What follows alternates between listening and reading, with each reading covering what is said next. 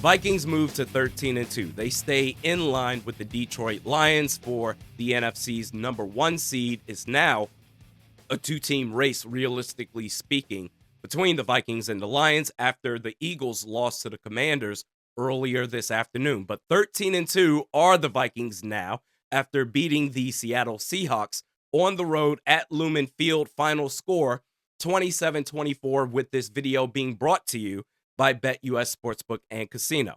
It's very simple.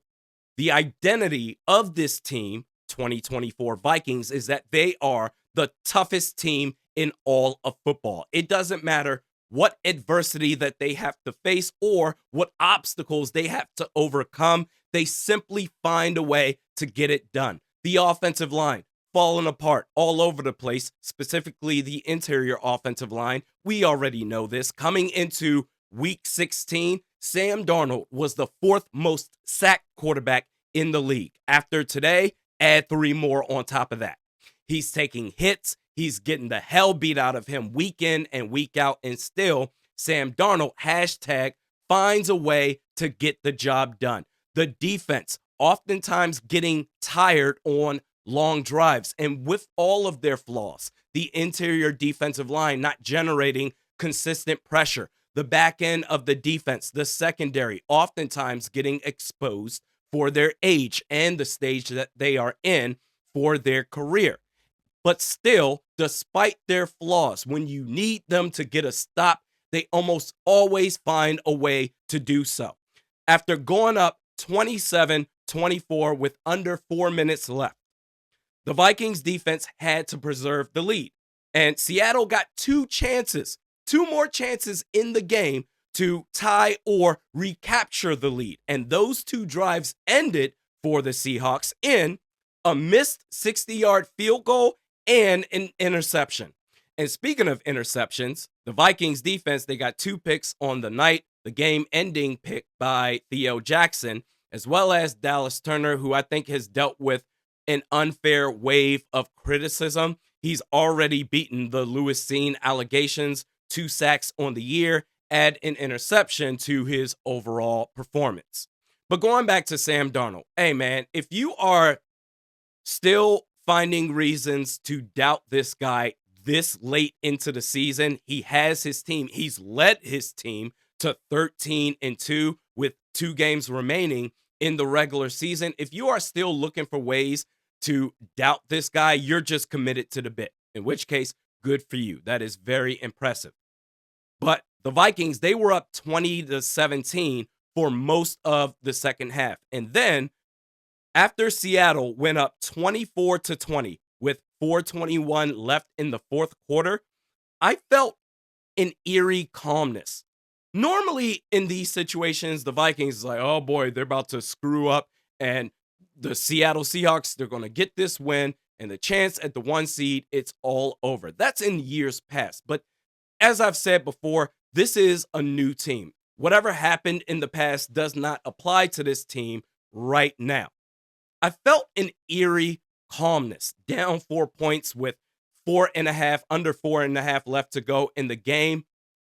Almost like I would imagine what Patriots fans felt during their dynasty run or the Chiefs right now, for example. And I understand that the difference between those 2 teams and the Vikings is that they have won multiple championships. The Vikings, they're still looking to win their first one.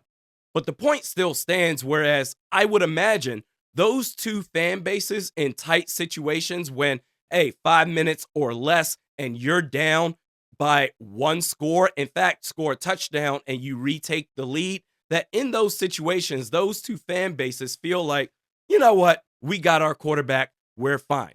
I just felt an eerie calmness when they were down. And the very next drive, after Seattle went up 24-20, the very next drive, Sam Darnold led the Vikings and the offense 70 yards for a touchdown pass to Justin Jefferson, his 2nd of the night. New customers at BetUS Sportsbook and Casino get a 150% bonus on your first deposit up to $2,000. Promo code YouTube150. I said that my official bet of the week was because of the rain, the elements. I wasn't really confident in taken the Vikings -3, and they won by 3, but Seattle, 3-point underdogs, they lost by 3. So if you took that spread, either way, it would be a push. You get your money back. But I said, I'm avoiding all of that. I'm going to go the safe route and simply take the Vikings money line -155. If you took that bet, you won money. Good for you. We'll be sure to review the accuracy, my percentage on the hits on the bets that I have made throughout the season. We're not going to escape it. The good and the bad, we'll talk about it at season's end. But I want to talk about the officiating crew. And real talk, this is no hyperbole. I'm dead ass serious when I say this. Not just this officiating crew, but referees all across the league all season long have been an absolute disaster, that it is about time that they are all thoroughly investigated. The officiating crew for this game, Vikings Seahawks, head official, and I'm calling you all out by name, Craig Rolstad, his crew, Steve Woods, Danny Short, Brett Bergman, Jeff Shears, Frank Sterator, Rich Martinez, Gavin Anderson, and Kerry Hall. You're all a bunch of clowns, each and every one of you. You missed a billion holding calls, but still have the nerve to represent the idea that this is a no fun league, throwing 2 flags, unsportsmanlike penalties on celebrations off of big plays. One of which was off of Justin Jefferson scoring a touchdown in dancing, and Theo Jackson getting essentially a game-ending interception. The whole defense did a choreography dance. Unsportsmanlike conduct penalties for both of those? Really? But you miss all the holding calls out there. Hey, holding, completely legal. But God forbid, if you want to do the Macarena, clowns. Will Reichert went 5 for 5 on kicks. He's getting back to being Mr. Perfect. Good for him. You can see the growth of this team each and every game that they play, the culture that they have built, the fact that the team, they stay in the fight, even when it looks like that after suffering a loss or a big hit in the middle of a game, they stay in the fight and do whatever is necessary until the clock hits 0. This is what you can tell, something that they're building, not just for the short term, the now, but also for the foreseeable future. We're going to get to the double R plays of the game. And this is an example of the offensive line falling apart. Sam Darnold facing pressure, steps up into the pocket and just throws it up, heaves it up there for Justin Jefferson. Vikings, they go up 27-24.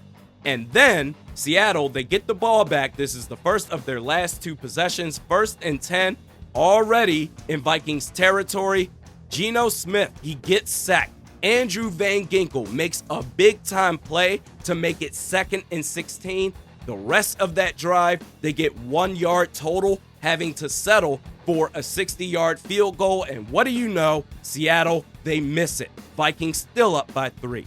And lastly, 1st and 15 at their own 12. Geno Smith, this is their final possession of the game, sends a deep shot to DK Metcalf. Theo Jackson picks it off. The game is over. The Vikings celebrating an interception. They get their 2nd unsportsmanlike penalty of the game, which, whatever. This officiating crew, they are a collective bag of farts. But the Vikings, they go to 13-2. They now have the Green Bay Packers coming up at home. Maybe, potentially, their last home game of the season, regular season, and playoffs. Or if you can beat the Packers and then beat the Lions, guess what? Postseason games at US Bank Stadium. This season, 2024, has been incredible to witness. What a crazy ride it has been. Shout out to the folks at BetUS Sportsbook and Casino. We'll see you next time.